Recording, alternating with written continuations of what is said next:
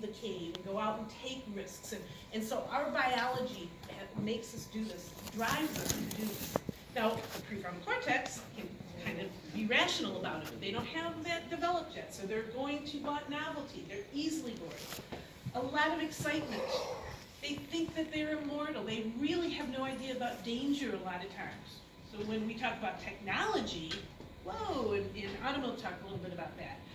So we have to be careful that we really provide structure for them at this time. Their job is to push you away right now. I know it's painful, but that's their job, and that's the biology. They'll loop that with you. But right now, they're driven to have their peers be their best friends right now, and know everything. And peers are often online. So your job is to keep that structure, but let them take risks, but safe risks. Provide opportunities for safe risks and not unsafe risks.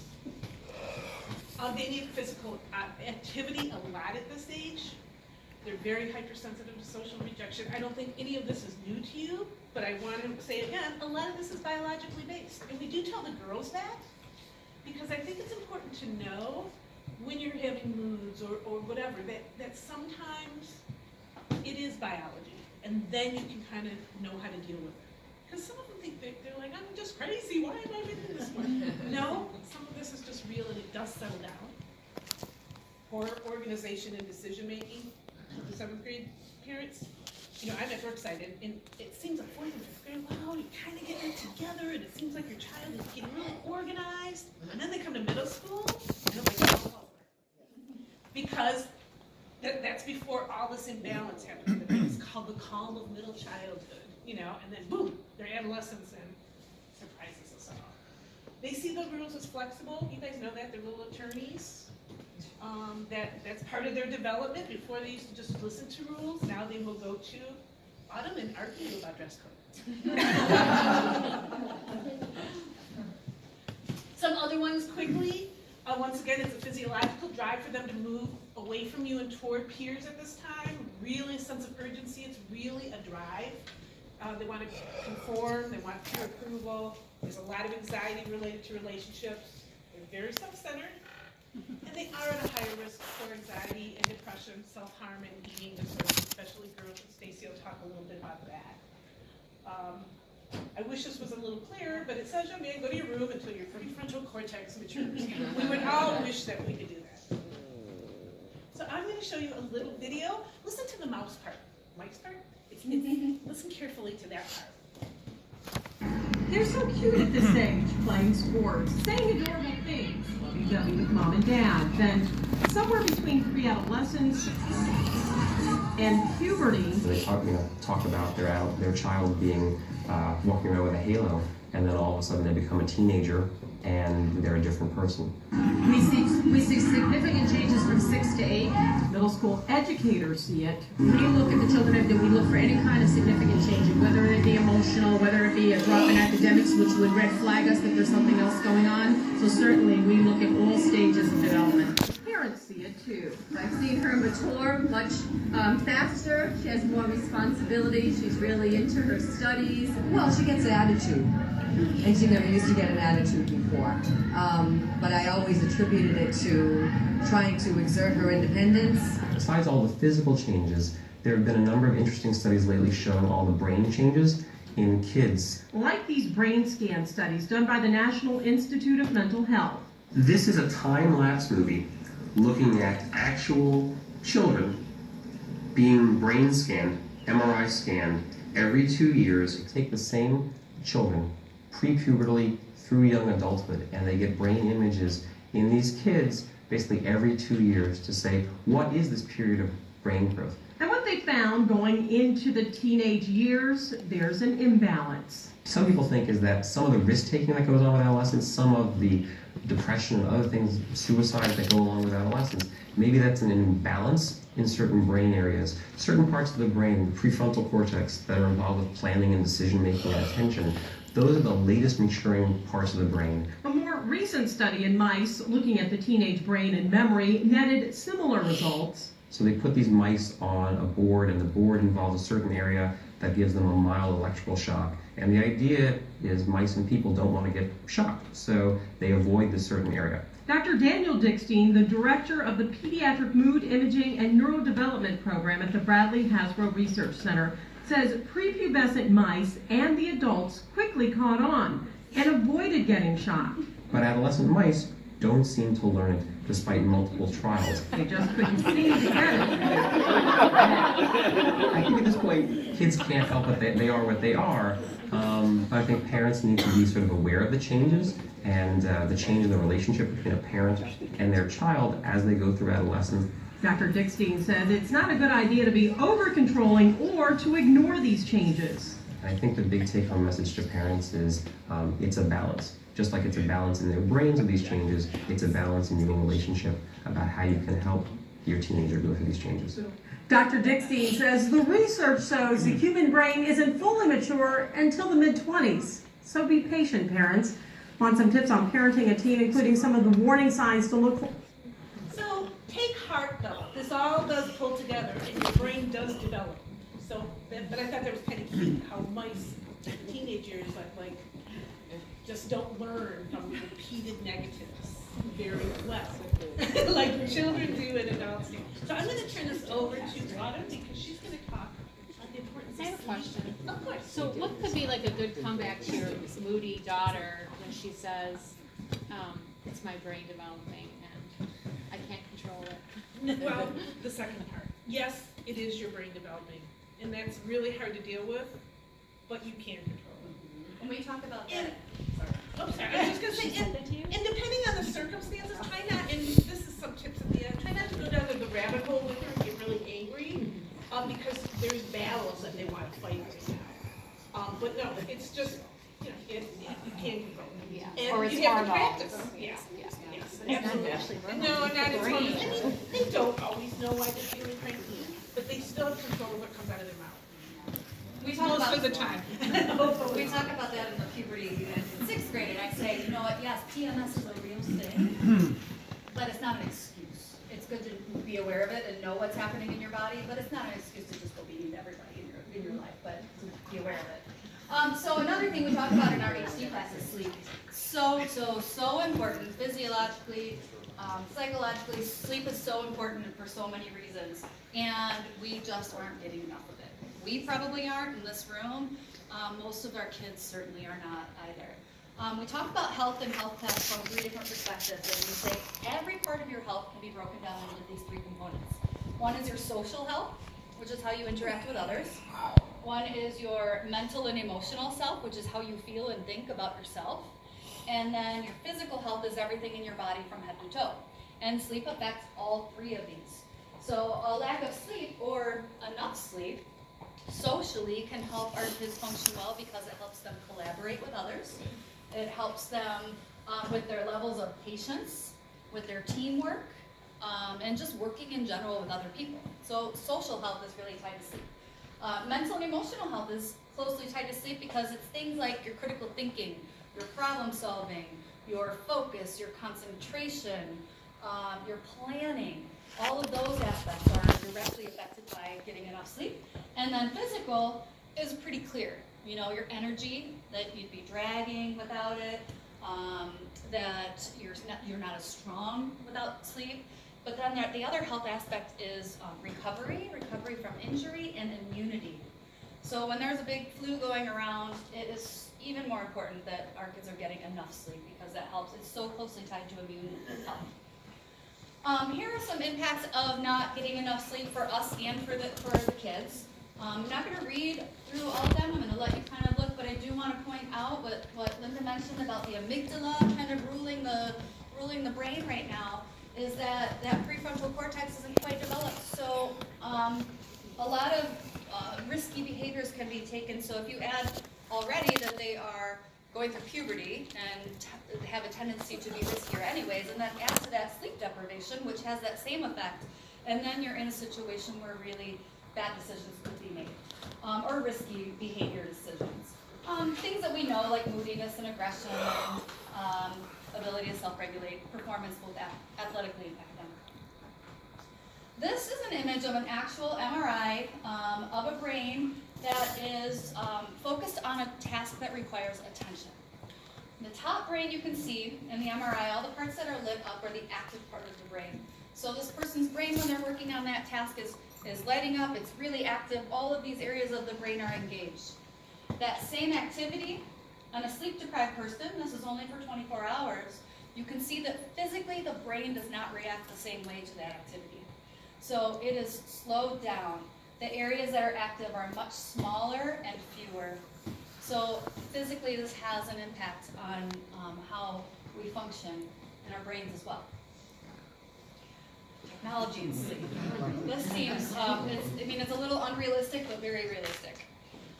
We talk about this, I show this slide in my health class when we talk about sleep, and we do a lot of talk about what sleep cycles are. And I'll explain what this means, but after interacting with a backlit device, it takes the brain longer to get into REM sleep. So, a backlit device is anything that light comes out of. So, our phones, our computers, our tablets, televisions are all backlit devices. However, we don't interact with all of those. We don't really interact with our television. Interacting means giving and receiving information. So, swiping, typing, playing a game, chatting with people, those are interacting. And after, if we are on a phone or on a device right up to the moment we go to bed, it takes our brain longer to hit our first REM cycle. And this was based on research done by a brain researcher. And the REM cycle is so important to us and to the kids because the REM cycle is when our rapid eye movement, when you're dreaming and your eyes are fluttering, that's REM. And during that time, our brains are processing our memories. They're going through everything we learned during the day, sifting out things we don't need, solidifying the things we do, putting it into long-term memory. So the impact of that is if it takes someone longer to get into REM, they might not hit their last REM cycle. So they might be missing out on that brain processing where all their memories are getting solidified. So this is why it's going to be our recommendation, well, you'll see this a couple times, that screen time is stopped an hour before bed. Because then when you go to sleep, you fall right into your normal sleep cycle. So that's just sort of something to keep in mind. And there are other reasons technology is distracting that we'll talk about a little bit later. Okay. Well, how many hours on average do you think your girls are getting of sleep a night? Just throw out numbers, anyone willing to share? 9 hours. 9. I think I heard 6, 8, 7. Okay. 6. 9, 6. Okay. So, do we generally hear 8 to 10? I think that's a pretty normal statistic. This next slide is put out by the National Sleep Foundation. And if you look at this, now your girls are probably, because they're in 8th grade, kind of hovering between two of these. School-age children, the recommendation is actually 9 to 11 hours. And that is up to age 13. And then starting at age 14 is where it kind of decreases to that 8 to 10 range. And you can see there's sort of a high and a low. So if you look at a 13-year-old, it's really recommended they don't get any less than 7 or 8. That's sort of an unhealthy range. And then more than 12, unless they're ill, you want to avoid that. But 9 to 11 or 8 to 10 is optimal. Okay? Outside of those negative effects of sleep deprivation are going to be felt. Okay? Again, I show all these to the girls. I'm not going to go through every one of these, but tips for getting better sleep. I'm going to focus on 2 of them specifically. One, setting a regular bedtime. Routine is important and really helpful to adolescents and to kids, to younger kids as well. These next 2 regarding technology. This is, I can guarantee there are girls that if their phone is in the room with them, they are going to use it. It doesn't matter if it's 3 a.m., 4 a.m., 2 a.m. If they hear it, and they will look at it. There is research that shows even if they don't hear it, it's still distracting that it's right there. We'll talk about that in a little while. But it would be my strong advice, and I think we would, everybody who is mad about this would support, don't keep a phone in the bedroom. It is just better to not have it in the room. Have them use a regular clock, a regular alarm clock, because it will distract sleep. So if you combine the 1 hour of tech-free with the no tech in the bedroom, that sleep is going to be so much better. Okay? The rest of these, you can look at them and you know, but are you done with the right one? Okay. Oh, the all-night. Do you want to talk about that? Yeah, this looks really weird. All-nighters. What are you talking about? As you know, sometimes when there's parties, and think about last year when there was on the weekend, a lot of times, kids have sleepovers. And as you know, a lot of times they stay up really, really late. But seventh grade one, there was a sleepover, they just stayed up till 5:30 in the morning. Really good kids. Boys stayed up till 5:30 in the morning, so it's not uncommon. But what we see is days. Okay, they stay up till 5:30 in the morning on Saturday night, they're really tired Sunday, and they're still really tired on Monday. And Autumn will talk about, what happens when you don't get enough sleep as far as, not being able to, well, you already showed the brain thing, not being able to think very well. So it really takes days and days and days. Okay, just a word of warning. Longer for us. Excuse me, to kind of piggyback on what you said, it said something about don't take too much naps. If they stay up late like that, a nap doesn't help in terms of. That's just normally during the day. If you look up, there's a really great infographic about like the length of naps and what different lengths do. It depends on where you hit your sleep cycle. Like a 20-minute nap is really great for just a quick wake up, but then maybe a 40-minute nap, 45, you wake up really groggy. But then a 60-minute is okay, But it's just if they're getting normal sleep, napping too much can disrupt that cycle of falling asleep at night. But to make up for lost sleep, Yes. like on that Sunday, Yes. absolutely, Yes. you're not gonna make it all up, but that will be helpful. Yeah. Stress, anxiety, and depression. Anecdotally, Linda and I have began to see an escalation in students experiencing stress, anxiety, and depression since probably about 2013. And we began to do some research, and nationally, it wasn't just our kids, it was a national trend, and it's continued to escalate. Now, stress is not a bad thing. There's good stress. And if you don't experience stress, that's how our organism works, is we have to have external forces and stress. Oftentimes stress can, motivate us to do our best work. But it's when it becomes deteriorating to the mental, physical, and social health. I'm going to share some sad statistics with you, but it is the reality. Children in the United States are experiencing more stress. It's no longer anecdotal, it has been documented. Anxiety is the #1 mental health issue in the United States. And this statistic saddens me. By the age 17, about 14% of boys and a whopping 36% of girls have been diagnosed as experiencing clinical depression. I'm not just talking about a couple of blue days. I'm talking about diagnosed with depression. Suicide is the leading cause of death among adolescents. Use of e-cigarettes is huge, and it's a stress coping mechanism. We've seen tobacco do this, e-cigarettes do this. And if you're not familiar with vaping and e-cigarettes, originally they were created to help people who wanted to stop smoking traditional cigarettes. It delivers nicotine. It's really a nicotine delivery device. Well, that's all good and fine, but the fact is they began to make the pods that go into them fruit flavored. Like, if you're an adult person, I seriously doubt that you're going to want to use a cigarette substitute that tastes like gummy bears. The flavors are that. They are sweet tarts and Fruit Loops, so clearly the manufacturers were looking to get young users, and we know that there have been finally the government's stepping in, and they have to. These manufacturers have to take these flavors out within the next couple of years because they really were marketing to children. It's a nicotine delivery device. Nicotine is one of the most addictive substances in the world.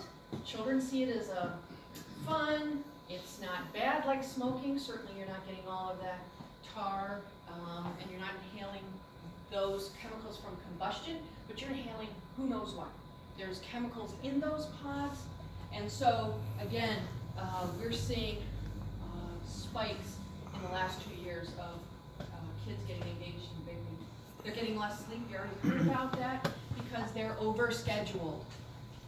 Stacey, can I just make a comment on the vaping thing? Yeah, sure. And I have 3 kids in the upper school, and it is epidemic levels. So, Yeah, you and know, it's not please just Cranbrook. it isn't. It's everywhere. Everywhere. It is It's epidemic levels. everywhere. And now we're a state that just legalized marijuana. Epidemic levels. So THC will be in those pots, right? Kids need to know that it's not just fun to blow smoke that tastes like candy. That actually there's chemicals that are associated in the developing brain. The addiction centers in the developing brain are extremely susceptible to drugs and alcohol at this age group. And the early introduction of those chemicals almost predisposes a lifelong difficulty. And sadly, this makes me really sad. Teens and preteens don't feel the amount of satisfaction in activities that we did. There's far less joy. So how do you know if what you're dealing with your daughter is something that really needs some support or is just normal turbulence? The key thing is if it lasts longer than 2 weeks. If you've seen a change in behavior that lasts longer than 2 weeks, and here we've put the most common changes in behavior that will tip you off. If she stops eating, or is watching her eating, or is overeating, is not sleeping, or is only wants to sleep. It's those huge shifts. If she's no longer engaged with things that she used to be, she doesn't want to participate, if her academics are starting to tank. These are some red flags, and that you should really need to consider getting some professional support. And, marshaling your family, certainly here at the school, we're here to provide some support and resources, and certainly professional. Okay. We're going to talk next a little bit about technology. We could certainly talk all day about this, but for about the next 5 or 10 minutes, we're going to focus on it. And I'm going to start with showing you a quick little video here.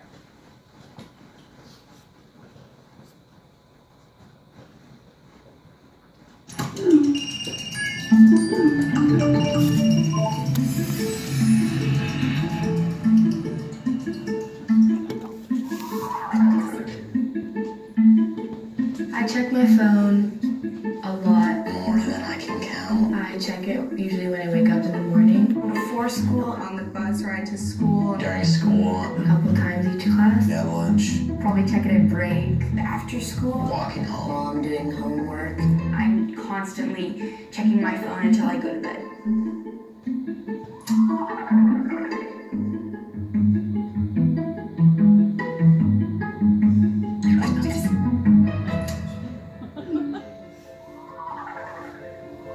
I have definitely been emotionally affected by social media, maybe even depressed, but it's hard to say which causes what sometimes. Sometimes when I'm sad, I like to communicate with my friends on social media, and that really makes me feel less lonely. Yeah, I never really feel depressed or anything like that.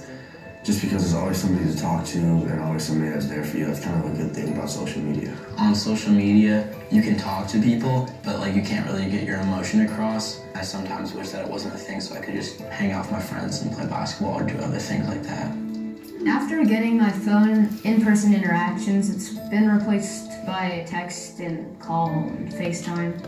Yeah, when I do my homework, my phone is normally next to me, and I definitely do check it, and sometimes I get sidetracked.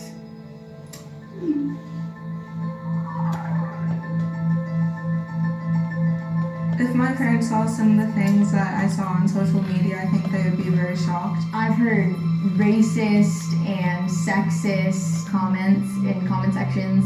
There's a lot of bullying, obviously, that goes on online, which is horrible. They will comment something rude with language that is offensive, and people make it very personal and hurtful. They just want to invalidate you and your feelings.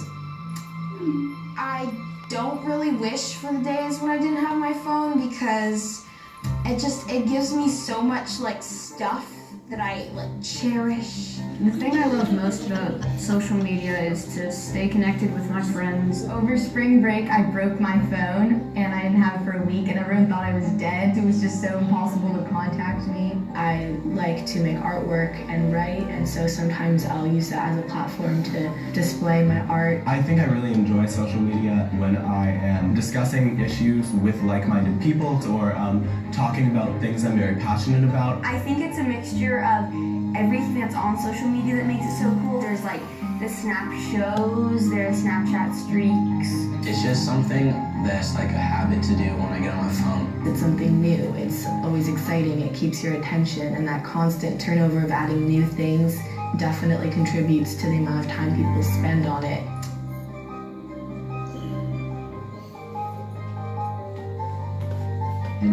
Okay, really quickly, I'm gonna give a plug for this website. If you have not been to Common Sense Media, this is invaluable for parents. CommonSenseMedia.org, they have lots of research, statistics, but then information on current video games, on current books, on current movies, tech tips for how to manage technology in your home, parent to child contracts, so much good stuff. So if you haven't checked out Common Sense Media, please do. And second, so, this kind of a scary video in a way, but it also shows the good and the bad. I mean, that's the life that is online. It's good and bad. A few just little kind of facts about it. 6 out of 10 teens that were surveyed said that they have been bullied online. So that's a pretty big statistic, 6 out of 10. If teens were asked, I spend too much time on my cell phone, what percentage do you think would be willing to say that? 90? 10. Any other guesses? Who are willing to say, I spend too much time on my phone? 25%. Okay. About half. So about 50% are willing to say that. Any guesses on the 3 most popular social media platforms? Snapchat, Instagram, and the third, actually it's not Facebook. Good. It's more for watching videos. YouTube. Facebook, if you were to talk to a middle schooler, they'd say that's for old people.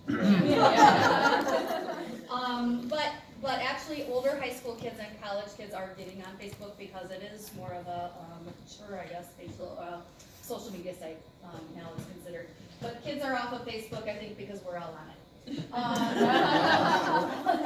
So Snapchat, Instagram, and YouTube. And YouTube is considered social media because there is a lot of interaction that happens on YouTube in the commenting, and just the videos themselves can be social. Have you heard, I remember when there was a kind of a burst of excitement with House Party a few years ago, and that seemed to be more of a high school app. I've noticed my 6th grade son, a lot of the 6th graders are on it. They I don't know if it's my daughter, I don't hear a lot of our kids our age. I know I've taken off my son's do you remember Party Lines? Okay, Party Lines is, House Party is like a video party line. And so they can have, it's like a group chat, which they all use group chatting, but it's with video. And it's limited too, so it's like this thing where only so many people can be in a room at the same time, right? So it kind of creates this. So, but that is out there, and they are using it. That just came up this week. Yeah. The other thing to keep in mind, that amygdala, again, they're not always going to make rational decisions. They're going to make decisions and then think. Right? So I'm going to post something and then think about it, or say something and then think about the ramification after it kind of blows up. And what's happening is kids are leaving we and kids are leaving a digital footprint online. And what that is, it's just a trail, breadcrumb trail of all the things that are done online. And we have these conversations and we say to the girls, what you do online is not private. It doesn't matter if you have a private Instagram account. It doesn't matter if you're only texting Susie and you're not sharing it with anyone else. Anything can be screenshotted, anything can be shared. Things are saved on servers on these social media platforms. And there is a trail. So representing yourself well online is so important. And colleges look at it, recruiters look at it for sports, jobs will go and look, way back.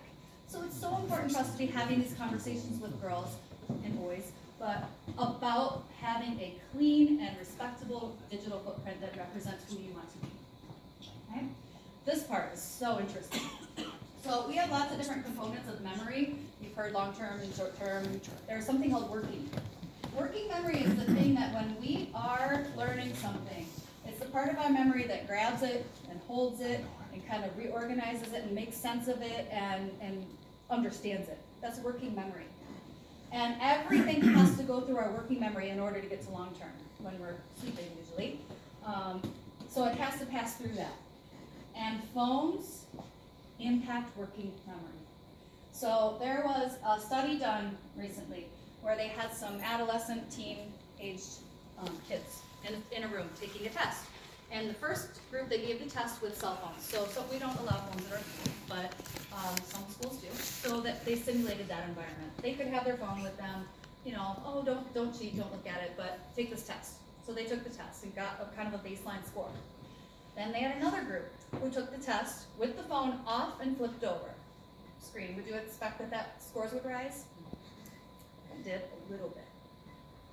Phones were off and down. Then they did it a third time with the phones in another room, and the scores went up significantly. Not until the phones were in a different room did the scores increase significantly. Because even the mere presence of it, it was off, powered down, face down, but knowing it was there was enough to provide that distraction. So, and this is why when you think about nighttime, the mere presence of it being there is enough to kind of distract and want to look at it, want to check. So phones and working memory have a very important correlation. Do you think if phones were at home versus even sitting in the lockers, that it would make an impact? It would be really nice if we could say that, but lots of families have a variety of reasons of why they want their child to But have do you a think it phone. would make an impact for the students that they have to keep, whether parents tell them or they choose Well, to keep it at I mean, home? we all survive. Yeah, that's and even sitting at that locker, I wonder, you know, they're thinking about it, checking at the end of the day. And there are kids that do turn it on at lunchtime and sneak it, right, to go to the bathroom. Totally. And that's our daily battle. And that's why we encourage you as parents, if your child is texting you in the middle of the day, you need to be asking them, why your phone? There's no reason during the school day. We do know the distractive nature of it. We do know the access to social media. So there is no need. There is no need. But many parents feel that their child should have access to a phone for a variety of reasons. And so I think if we were to say you can't even bring a device to school, it would be a very difficult sell.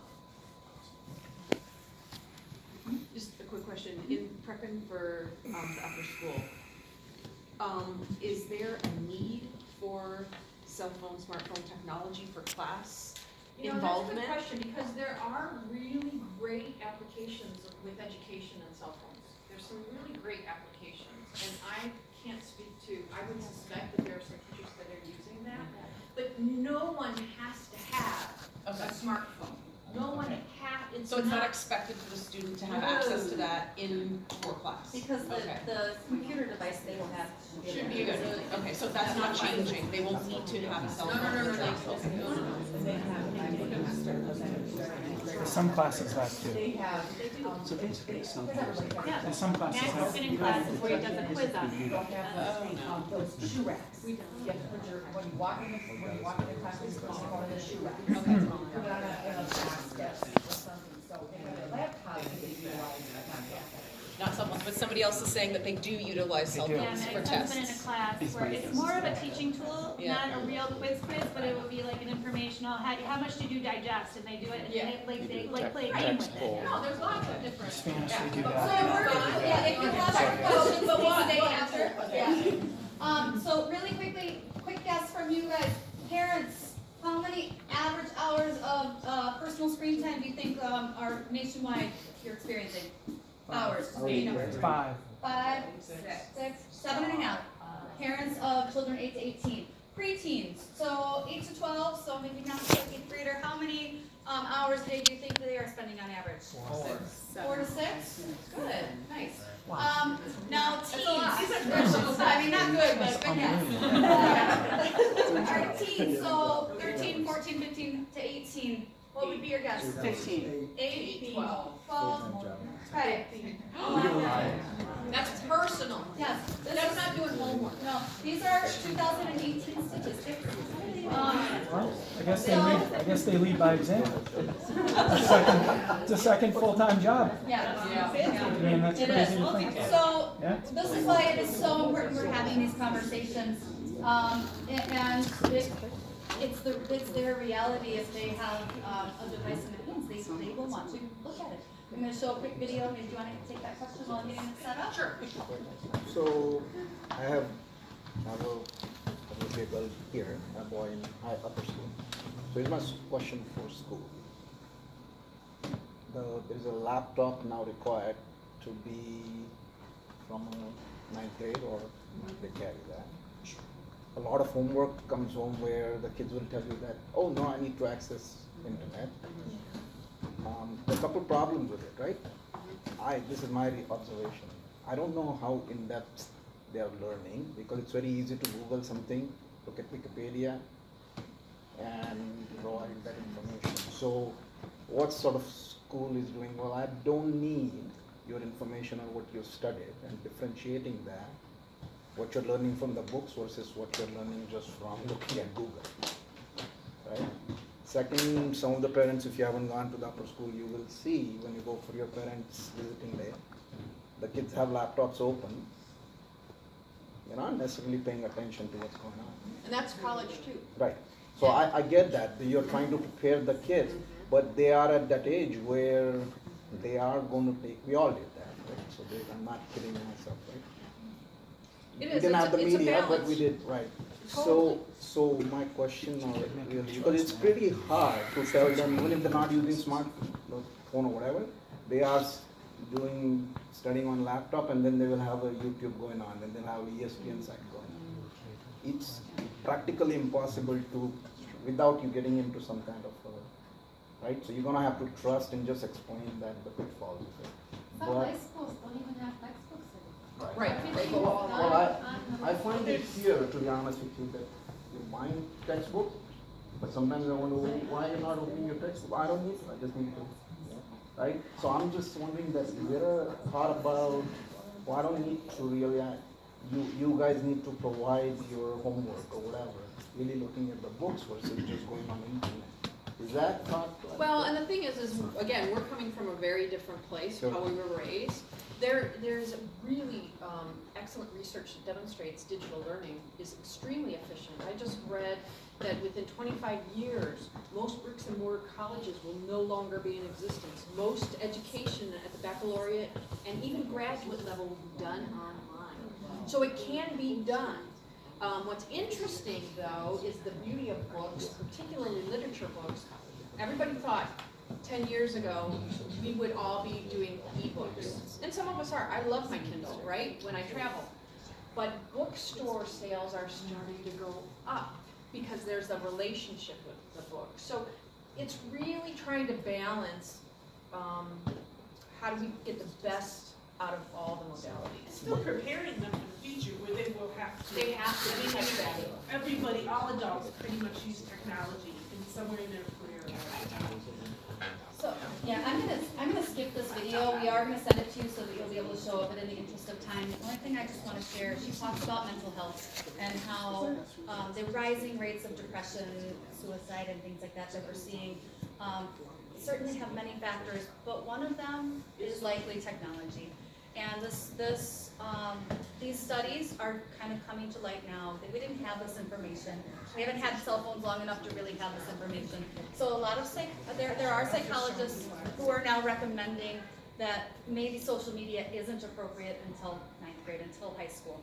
We've already gone down that path though, and we're there. So it's our responsibility to have important conversations. Know what your kids are doing, know what they're looking at, and be